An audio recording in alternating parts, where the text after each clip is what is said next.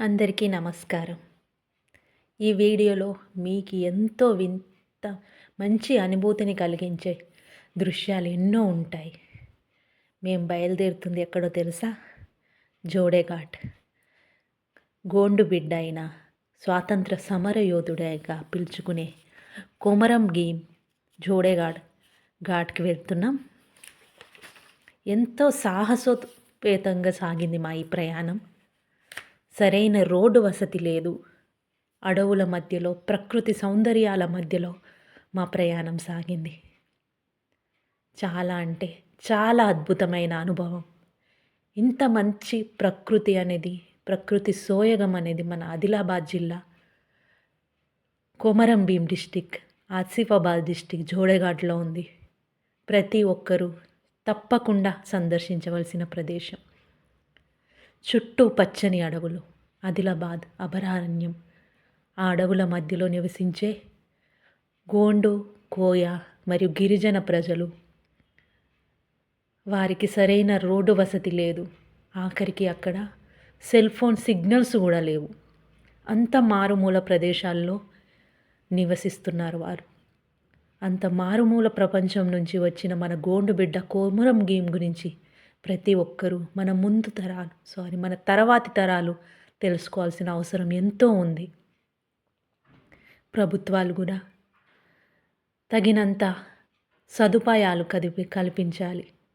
ఎందుకంటే అక్కడికి ప్రయాణం అనేది చాలా సాహసోపేతంగా ఉండి కొండలను, చిన్న చిన్న నదులను దాటుకొని వెళ్ళాలి. మరియు చుట్టూ అభయారణ్యం, చిమ్మ చీకటి. చూడండి చుట్టూ ఎలా ఉందో. అవన్నీ దాటుకొని మనం వెళ్ళడమే ఇంత కష్టంగా ఉంటే, ఇటువంటి ప్రతికూల పరిస్థితుల నుంచి పుట్టిన మన గోండు బిడ్డ కొమరం భీం చూడండి. స్వచ్ఛమైన నీరు, అడవి తల్లి నుంచి, కొండల నుంచి జాలువారుతున్న నీరు, సరైన రోడ్డు వసతి లేదు. చాలా కష్టమైంది ప్రయాణం. అయినా ఆ కొమరం భీంని చూడాలి, అతని మ్యూజియం, అతని జోడేఘాట్ చూడాలన్న సంకల్పంతో మేము ముందుకెళ్తున్నాం. చాలా కష్టమైన ప్రయాణం ఇది, కానీ చాలా ఇష్టంగా చేశాం. మధ్య మధ్యలో వర్షపు చినుకులు మమ్మల్ని ఆహ్వానిస్తున్నాయి. ఇలాంటి ప్రయాణాన్ని ప్రతి ఒక్కరూ అనుభవించి తీరాలి. గిరిజన బిడ్డల సంస్కృతిని తెలుసుకోవాలి. చాలా చాలా మంచి విషయాలు మన తర్వాతి తరానికి తెలియజేయాలంటే ప్రభుత్వం కూడా కృషి చేసి సరైన వసతులు కల్పించాలని నేను కోరుకుంటున్నాను. ప్రతి చోట అడ్డంకులే. వాటిని దాటుకొని వెళ్ళడం ఒక సవాలుగా మారింది మాకు. ఈ చిన్న చిన్న నదులు, స్వచ్ఛమైన నీరు, స్వచ్ఛమైన గాలి, చుట్టూ కొండలు, పచ్చని చెట్లు, చల్లని వాతావరణం మనకు ఆహ్వానం పలుకుతాయి. ఇలాంటిది మనకి ఏ ఊటీలోనో, కాశ్మీర్లోనో కూడా ఇంత మంచి ప్రకృతి అందాలు కనిపించవు. అంత మంచి ఫీలింగ్, అంత మంచి అనుభూతి పొందుతారు ప్రతి ఒక్కరు. మధ్య మధ్యలో చిన్న చిన్న గ్రామాలు, వాటిని దాటుకొని మన ఒక కొండ మీదకి వెళ్ళాలి. జోడేఘాట్కి వెళ్ళాలంటే ఎన్నో కొండల్ని, మన 7 కొండల వాడిని దర్శించుకోవాలంటే ఏ విధంగా 7 కొండల్ని మనం ఎక్కుతామో అదే విధంగా చాలా కొండల్ని దాటుకుంటూ ఈ ప్రయాణం చేయాల్సి ఉంటుంది. కానీ ఆ ప్రయాణం చాలా మంచి అనుభూతినిస్తుంది. ఎందుకంటే చుట్టూ పచ్చని వాతావరణం, ప్రకృతి, స్వచ్ఛమైన గాలి అనేది మనకు స్వాగతం పలుకుతూ ఉంటుంది. చాలా అద్భుతమైన ప్రయాణం. అంత కొండల నుంచి జోడేఘాట్లో గిరిజన ప్రాంతంలో జన్మించిన కొమరం చిన్ను సోంబాయి దంపతులకు కొమరం భీం 1901 అక్టోబర్ 22న జన్మించాడు. నిజాం ప్రభుత్వానికి, భూస్వాములకు వ్యతిరేకంగా పోరాడాడు. కొమరం భీం సిద్దికి అనే ఒక భూస్వామి, ఒక జమీందారు యొక్క తల నరికి అప్పటి నుంచే గిరిజనులకు మద్దతుగా నిలిచి భూస్వాములకు వ్యతిరేకంగా పోరాడు. నిజాం ప్రభుత్వానికి వ్యతిరేకంగా పోరాడి ఎన్నో ఉద్యమాలు చేశాడు. జంగల్ జమీన్, నీళ్లు, అడవి, భూమి అనే నినాదంతో గిరిజన హక్కుల కోసం పోరాడాడు. అదేవిధంగా 1940లో కుర్దు పటేల్ అనే ఒక నమ్మక ద్రోహి ఇచ్చిన సమాచారం మేరకు నిజాం ప్రభుత్వం, నిజాంకి చెందిన పోలీసులు అతని మీద అనుకోకుండా మూకుమ్మడిగా దాడి చేయడం వల్ల అతనితో పాటు 141 మంది గిరిజనులు చనిపోవడం జరిగింది. చనిపోయే చివరి వరకు గిరిజన హక్కుల కోసం పోరాడిన గొప్ప వ్యక్తి కొమరం భీం. అతని కోసం జోడే ఘాట్లో ఒక స్మారకాన్ని నిర్మించడం జరిగింది. అదేవిధంగా ఒక మ్యూజియాన్ని ఏర్పాటు చేయడం జరిగింది. గిరిజన హక్కుల కోసం 12 గిరిజన గూడాలను ఏకం చేసి స్వతంత్ర అధికారం కావాలని మావే నాట్ మావే రాజ్, మా గూడెంలో మా రాజ్యం పేరుతో మహోన్నత పోరాటం జరిపాడు. మరియు అప్పటి నిజామైన మీర్ ఉస్మాన్ అలీ ఖాన్కు వ్యతిరేకంగా పోరాడాడు. గిరిజన హక్కుల కోసం, అటవీ హక్కుల కోసం, అటవీ చట్టాలను తీసుకొచ్చి గిరిజనులు అప్పటి వరకు అటవీ మీద ఆధారపడి బతుకుతున్న గిరిజనులకు అటవీ చట్టం తీసుకురావడం వల్ల వాళ్ళు అడవికి దూరం అయిపోయారు. మరి భూస్వాములు గిరిజనుల యొక్క ప్రాంతాలను ఆక్రమించి వారికి నిజాం అడవి నుంచి దూరం చేస్తే భూస్వాములు వాళ్ళు పండించే పొలంలో కూడా వాళ్ళకు హక్కులు లేకుండా చేయడం, వీటన్నిటిని చూస్తూ పెరిగిన కొమరం భీం భూస్వాములకు అటు నిజాం ప్రభుత్వానికి వ్యతిరేకంగా పోరాడి స్వాతంత్ర ఉద్యమంలో ఏ విధంగా మనకు స్వతంత్రం వచ్చిందో ఆ విధంగా ఉద్యమ వీరుడు లెక్క పోరాడి గిరిజనుల కోసం ఎన్నో సాధించాడు. అతని ఫలితంగానే బాబాసాహెబ్ అంబేద్కర్ రాజ్యాంగంలో 5వ 6వ షెడ్యూల్లో గిరిజనులకు సంబంధించి కొన్ని నిబంధనలు చేయడం మరియు దేశంలో 1/70 చట్టం తేవడం జరిగింది. గోండుల కోసం ఆదిలాబాద్ గోండు గిరిజనులు కొమరం భీంను గుర్తు చేసుకుంటూ అశ్వయుజ శుద్ధ పౌర్ణమి నాడు భీం వర్ధంతి జరుపుకుంటారు. అదేవిధంగా తెలంగాణ రాష్ట్ర ప్రభుత్వం అనేది 2014 నుంచి అధికారికంగా కొమరం భీం జన్మదినాన్ని రాష్ట్ర పండుగగా కూడా నిర్వహిస్తున్నారు. కొమరం భీం వర్ధంతిని అధికారికంగా రాష్ట్ర పండుగగా రాష్ట్ర ప్రభుత్వం ప్రకటించింది. ఇన్ని సవాళ్లను ఎదుర్కొంటూ ఈ వర్షపు చినుకుళ్ళు మన కొమరం భీం రూపంలో స్వాగతం పలుకుతున్నట్టుగా అనిపించింది. దగ్గరికి వెళ్తున్న కొద్దీ కొమరం భీం ఘాట్ని ఎప్పుడు చూస్తామా అని ఎంతో సంతోషంగా ఎంతో ఉత్సాహంగా బయలుదేరాం. మరియు మధ్యలో కడెం ప్రాజెక్ట్ మనకు స్వాగతం పలుకుతుంది. చాలా పెద్ద ప్రాజెక్ట్ ఇది. కొన్ని వేల ఎకరాలకు మంచినీటిని మరియు సాగునీరుని అందిస్తున్న ఈ కడెం ప్రాజెక్ట్ అది మనకు మంచి అనుభూతిని కలిగిస్తుంది. మనకు ఆహ్వానాన్ని పలుకుతుంది. ఈ నీరు ఆ స్వచ్ఛతని చూసుకుంటూ మనం బయలుదేరడం నిజంగా చాలా అంటే చాలా మంచి అనుభవం. అందరూ తప్పక చూడవలసినది. ఈ గోదావరి నది మరియు కడెం ప్రాజెక్ట్ అన్నీ మనకు దర్శనమిస్తాయి. ఆసిఫాబాద్ అడవులు, ఆదిలాబాద్ అడవులు ప్రతి ఒక్కరూ చూసి తీరాల్సిన ప్రదేశం.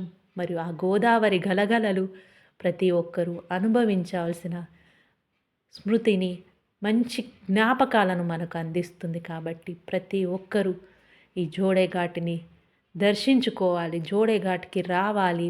ప్రభుత్వం ఇంకా వసతులు కల్పించాలని కోరుకుంటున్నాను. రాజ్ గోండులు ఇతన్ని రాజ్ గోండులు అని పిలిచేవారు. గోండులను ఎక్కువగా వీళ్ళు ఆదిలాబాద్, ఆసిఫాబాద్ ప్రాంతాల్లో నివసిస్తున్నారు. మరి గోండులు ఎక్కువగా నివసిస్తున్న జిల్లా కూడా ఆదిలాబాద్. ఈ గోండులను రాజ్ గోండులు అని పిలిచేవారు.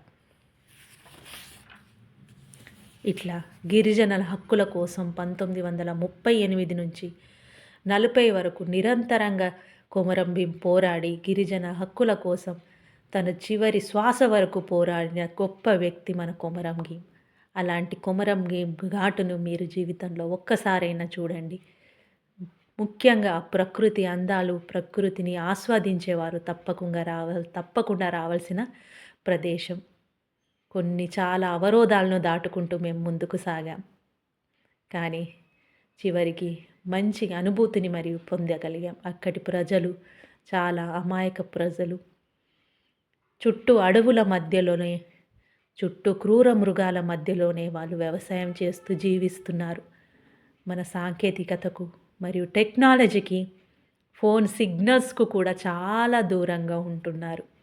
అంత మంచి జీవితం అనేది ప్రతి ఒక్కరు కోరుకుంటారు. మరి అలాంటి వారికి మంచి మంచి సదుపాయాలు కల్పించాల్సిన బాధ్యత కూడా మన ప్రభుత్వానికి ఉంది. కాబట్టి గిరిజనులకు వారి హక్కుల్ని వారికి ఇచ్చి అడవి నుంచి వారిని దూరం చేయకుండా భూస్వాములు, రాజకీయ నాయకులు కొందరు వాళ్ళ భూములను స్వాధీనపరుచుకోకుండా వారికి మంచి వసతులు కల్పించాలి మరియు మంచి రవాణా సౌకర్యాలు కల్పించాలి. చూడండి ఎంత దారుణంగా ఉన్నాయో ఈ రోడ్లు. ఇలాంటి వాటి నుంచి వారికి ఏమైనా ప్రమాదం ఏర్పడితే వాళ్ళు ఎలా బయటికి వస్తారు? ప్రభుత్వాలు కొంచెం ఆలోచించి వారికి రవాణా వసతిని, నీటి వసతిని, మంచి వైద్య సదుపాయాన్ని, అదేవిధంగా చదువును కూడా కల్పించాలి. ఎందుకంటే చూడండి ఇలాంటి అడవిలో బతికే పాపం ఆ అమాయకులకి బయట ప్రపంచంతో పూర్తిగా సంబంధం ఉండదు. వారు ఉన్న ప్రపంచమే, వాళ్ళు చుట్టూ ఉన్న ప్రపంచంలోనే వాళ్ళు సంతోషంగా జీవిస్తారు. కాబట్టి వాళ్ళకు కావలసిన ప్రతి ఒక్కటి ఇవ్వాల్సిన బాధ్యత అనేది పౌరులుగా, ఒక ప్రభుత్వంగా అందరి మీద ఉంది. పౌరులుగా మన మీద ఉంది, ప్రభుత్వం మీద కూడా ఉంది. ఈ జోడేఘాట్ని సందర్శించుకుంటే ప్రతి ఒక్కరికి మంచి అనుభవం అనేది కలుగుతుంది. కొమరం భీం తన గిరిజనుల ప్రజలు బాధలో ఉంటే, కష్టాల్లో ఉంటే చూసి తట్టుకోలేకుండా తన నుంచే ఒక వీరుడు పుట్టుకొచ్చాడు. ఆ వీరుడి నుంచే ఇప్పుడు ఈ జోడేఘాట్ ఏర్పడింది. ఇలాంటి సవాళ్ళను ఎదుర్కొంటూ ముందుకు సాగడం, మధ్యలో కొండల నుంచి జాలువారే ఈ మంచి నీరు, ఇదే వీరికి స్వచ్ఛమైన మంచి నీరు. మనలాగా ఫిల్టర్ వాటర్, ప్యూరిఫైర్ వాటర్లు వాళ్ళు వాడరు. ఈ స్వచ్ఛమైన నీటినే వాళ్ళు ఉపయోగిస్తారు. మధ్యలో పెద్ద పెద్ద చెరువులు, కొలనులు, కాలువలు, స్వచ్ఛమైన నీరు, స్వచ్ఛమైన గాలి మధ్యలో వారు జీవిస్తున్నారు. అలాంటి వారి కోసం కృషి చేసిన ఈ కొమరం భీం గురించి మన తర్వాతి తరాలకు తెలియజేయాల్సిన అవసరం ఎంతో ఉంది. చూసారా, మధ్యలో వాన పడుతుంది, కొద్ది దూరంలో వర్షం, కొద్ది దూరంలో వర్షం లేదు. ఊటీలో ఎంత మంచి వాతావరణం, ఎంత చల్లగా ఉంటుందో అలాంటి వాతావరణ పరిస్థితులే ఈ చుట్టుపక్కల గ్రామాల్లో ఉన్నాయి. ఈ కొండలు, ఈ నదులను, ఇలాంటి రోడ్ను దాటుకుంటూ మా ప్రయాణం అనేది దాదాపు ఒక 35 నుంచి 40 కిలోమీటర్ల మధ్యగా సాగింది. చివరికి మేము చేరుకున్నాం జోడేఘాట్కి. కొమరం భీం విగ్రహం చుట్టూ, కొండ మీద ఉన్నాం మనం. చుట్టూ చూడండి ఎంత మంచి ప్రకృతి వాతావరణం, ఎంత మంచి గ్రీనరీ ఉంది.